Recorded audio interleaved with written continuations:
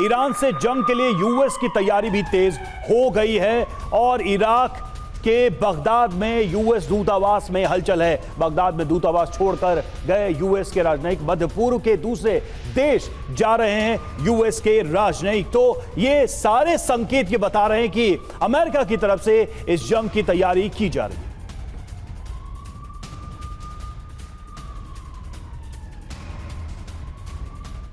तो देखिए, मध्यपूर्व के दूसरे देश जा रहे हैं यूएस के राजनयिक, की जानकारी सामने आ रही है।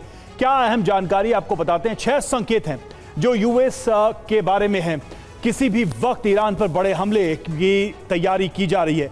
क्या है वो संकेत? पहला संकेत आप देखिए, यूएस के जो राजनयिक हैं उन्होंने इराक का बगदाद छोड़ दिया है, यानी कि अपने आप को वहां से शिफ्ट किया है और बगदाद में दूतावास से यूएस के सारे डिप्लोमेट्स चले गए हैं, यह भी जानकारी सामने आ रही है। दूसरा संकेत है, इराक से मध्य पूर्व के दूसरे देश जा रहे हैं यूएस के राजनयिक, यानी कि आसपास के दूसरे देशों में वो शिफ्ट कर रहे हैं, जैसे कतर, यूएई, सऊदी अरब, जॉर्डन, यहां ये यूएस के डिप्लोमेट्स गए हैं।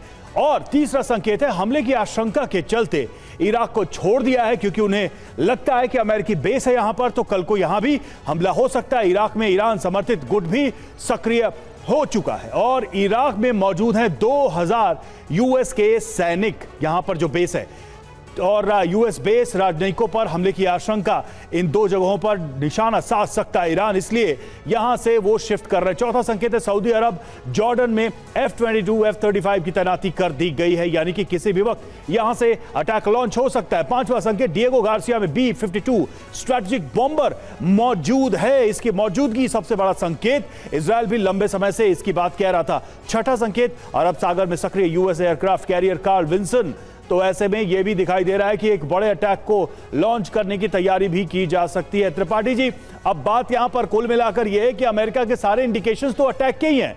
ये क्या मान के रखा जाए कि ठीक है, it's just matter of time, कभी भी हमला हो सकता है?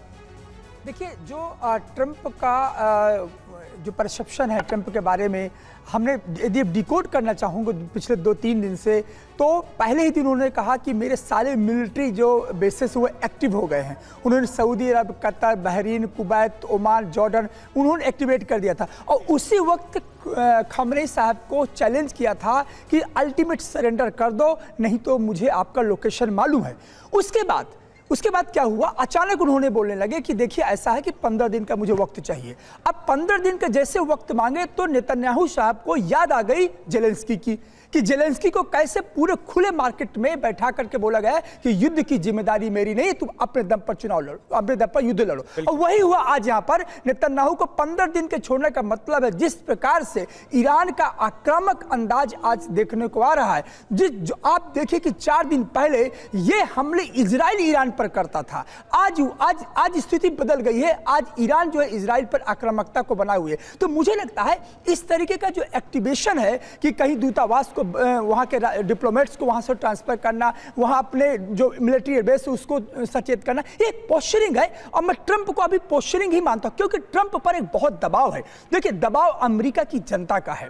दबाव अमेरिका की जनता का इसलिए है क्योंकि उसके खुद सीनेटर, मैं ये बात कई बार कह चुका हूं, उसके खुद सीनेटर कहते हैं कि अमेरिका का जो राष्ट्रपति है वो नो एंटी इंटरवेनिस्ट अप्रोच के साथ चुनाव में जीत कर आया है। अमेरिका फर्स्ट के स्लोगन के साथ चुनाव जीत के आया है। और उसने कहा था, पूर्व अमेरिकन जनता को कन्विंस किया था कि हम बाइडेन नहीं बनेंगे। यदि वो बाइडेन होता तो हो सकता है कि रशिया यूक्रेन वॉर और चलता, लेकिन वो बाइडेन से आगे निकल गए। ट्रंप तो आए, वो बाइडेन से आगे निकल गए। अब ट्रंप पर 2 तरह के दबाव देखिए, एक अमेरिकन मिलिट्री जो इंडस्ट्रियल कॉम्प्लेक्स है उसका दबाव है।